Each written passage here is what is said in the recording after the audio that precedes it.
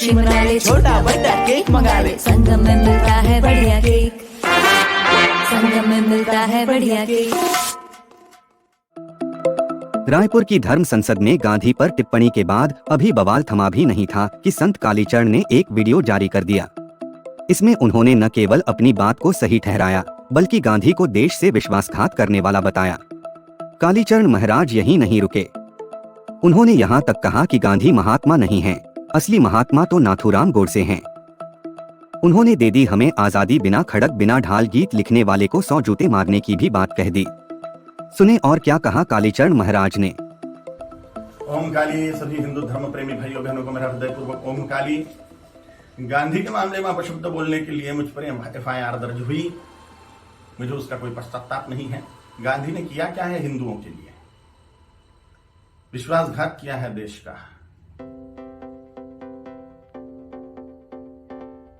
14 vote प्रधानमंत्री पद के लिए सरदार वल्लभ भाई पटेल जी को थे और 1 वोट भी नेहरू को नहीं था, तो भी नेहरू को प्रधानमंत्री क्यों बनाया? और ये वंशवाद की जड़ फैलाने वाले ये गांधी ने पूरे के पूरे कांग्रेस के अन्य प्रतिभाओं का खच्चीकरण कर दिया, अन्य प्रतिभाओं को कुंठित कर दिया।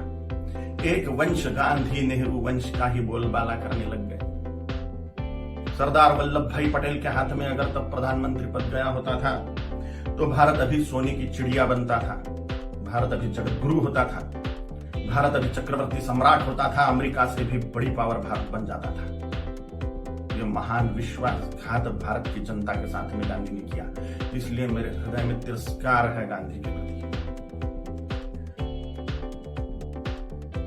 हिज हाइनेस श्रीमंत ज्योतिरादित्य सिंधिया जैसे महान प्रतिभाएं कांग्रेस में थी है, लेकिन इस गांधी नेहरू वंशवाद के कारण उनको व्यवस्थित कार्य करने का मौका ही नहीं मिलता।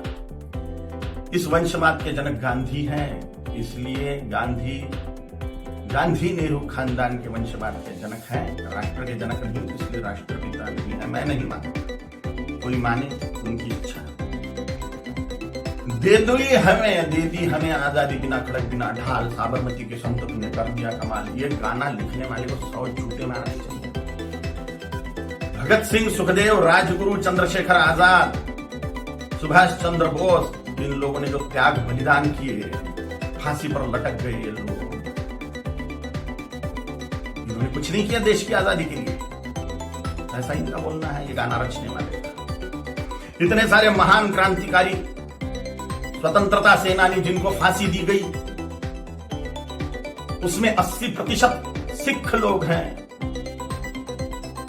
20% अन्य क्रांतिकारी हैं। इन क्रांतिकारियों ने जो अपना त्याग बलिदान किया वो व्यर्थ मान लिया ये गाना रचने वाले ने। सारा का सारा श्रेय गांधी को दे दिया। एक लाठी खाई गांधी ने कभी? ये फांसी के फंदे पर झूल गए ये नौजवान, लेकिन इनको कोई श्रेय नहीं।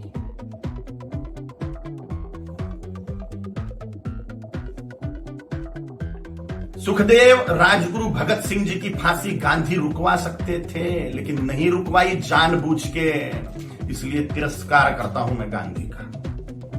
इनका एक बहुत बड़ा हथियार था अनशन करना, और इन्होंने, मैंने गांधी ने उसका उपयोग भारतीय जनता के खिलाफ ही किया, हिंदुओं के खिलाफ ही किया। बोला था कि बंटवारा मेरी लाश पे होगा, मजहब के नाम पर जो बंटवारा हुआ पाकिस्तान बांग्लादेश का, वो मेरी लाश पे होगा, ऐसा गांधी बोलते थे। लेकिन जब बंटवारा हुआ तब गांधी जिंदा थे, और बंटवारे के समय जो दंगे हुए, लाखों करोड़ों हिंदुओं को, सिखों को काट डाला गया उसमें, और लाखों करोड़ों हिंदुओं को मार के उनकी लाशें भेजी गई। लाखों हिंदुओं को, 27 लाख हिंदुओं को मार डाला गया एक ही दिन में, डायरेक्ट एक्शन डे के दिन, जिन्ना के द्वारा। और पाकिस्तान में से जो ट्रेनें आ रही थी वो लाशों से ही भरी हुई थी, महिलाओं के और पुरुषों के, बोरे के बोरे भर के महिलाओं के स्तन काट कर भेज रहे थे वहां के लोग। सामूहिक बलात्कार करी हुई महिलाएं, उनकी लाशें, उनके स्तन बोरों में भर के। और यहाँ गांधी अनशन कर रहे थे कि 55 करोड़ रुपए दो पाकिस्तान को। जब सिख लोगों ने दंगे से पीड़ित होकर कड़कड़ाती ठंड में मस्जिदों का आश्रय लिया, तो उसके लिए अनशन पे बैठ गए गांधी कि इनको मस्जिदों से बाहर निकालो, मुसलमानों को मस्जिदें सौंप दो। नफरत करता हूं मैं गांधी, इसलिए पाकिस्तान बांग्लादेश को जोड़ने वाला कॉरिडोर मांग लिया मुसलमानों ने कि भारत को और खाया जाए।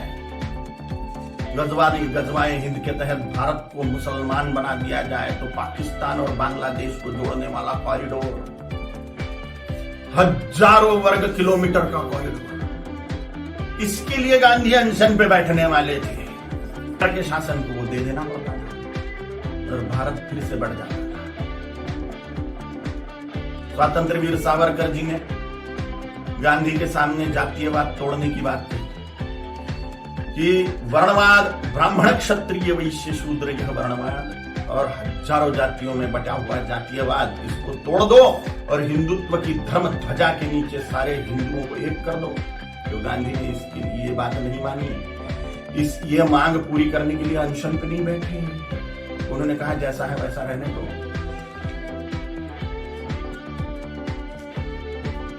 डॉक्टर बाबा साहेब आंबेडकर जी ने बोला था कि संस्कृत को राष्ट्रभाषा करो, देश की भाषा संस्कृत होनी चाहिए।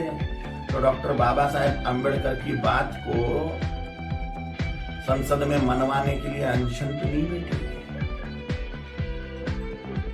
स्वतंत्र वीर सावरकर जी का अवमान मानता हूं मैं, ये डॉक्टर बाबा साहेब आंबेडकर जी का अवमान मानता हूं मैं। ऐसी ढेर बातें हैं, ढेर बातें। कोई राष्ट्रपिता नहीं हो सकता, करोड़ों सालों से राष्ट्र है, उसका काय का पिता 200 साल पहले आया हुआ व्यक्ति कैसे पिता बनेगा?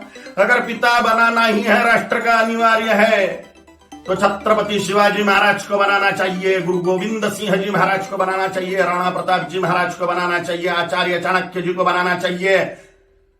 और अभी के महापुरुषों को अगर बनाना है तो सरदार वल्लभ भाई पटेल जी को बनाना चाहिए, क्योंकि पूरे राष्ट्र कुल को एकत्रित करने वाले सरदार वल्लभ भाई पटेल हैं। छोटी छोटी रियासतों के टुकड़ों को एकत्रित करते हुए पूरे राष्ट्र को एक सूत्र में बांधने वाले सरदार वल्लभ भाई पटेल हैं, जिन्होंने राष्ट्र में जो टुकड़े टुकड़े थे उनको एकत्रित किया। राष्ट्र कुल को एकत्रित जिस व्यक्ति ने किया उसको ही राष्ट्रपिता का सम्मान मिलना चाहिए, ना कि हिंदुओं से पार्शियलिटी करने वाले गांधी को।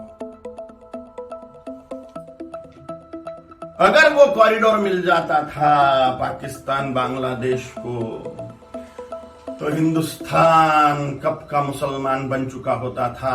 धन्यवाद है, कोटि कोटि धन्यवाद है महात्मा नाथुराम गोडसे जी को, उनके चरणों में साष्टांग नमस्कार है मेरा कि उन्होंने अपना बलिदान देके हिंदुस्तान को मुसलमान बनने से बचा लिया। गजवाए हिंद फेल कर दिया महात्मा नाथुराम गोडसे जी ने। कोटि कोटि धन्यवाद है उनको। महात्मा गांधी नहीं, महात्मा नाथुराम जी गोडसे हैं। और अगर सच बोलने की सजा मृत्यु है तो स्वीकार है। छत्रपति शिवाजी महाराज जी ने, छत्रपति संभाजी महाराज जी ने, गुरु गोविंद सिंह जी महाराज जी ने, राणा प्रताप जी महाराज जी ने अपने पूरे कुल का बलिदान कर दिया हिंदुत्व बचाने के लिए। तो मेरे जैसे तुच्छ जंतुओं का जी के फायदा भी क्या है? अगर धर्म के लिए हम बलिदान नहीं हो सकते तो मर जाए मेरे जैसे करोड़ों कालीचरण हिंदुत्व को बचाने के लिए, धर्म को बचाने के लिए, सनातन हिंदू धर्म की रक्षा के लिए तैयार है हम मृत्यु दंड को पाने के लिए। ओम कारी।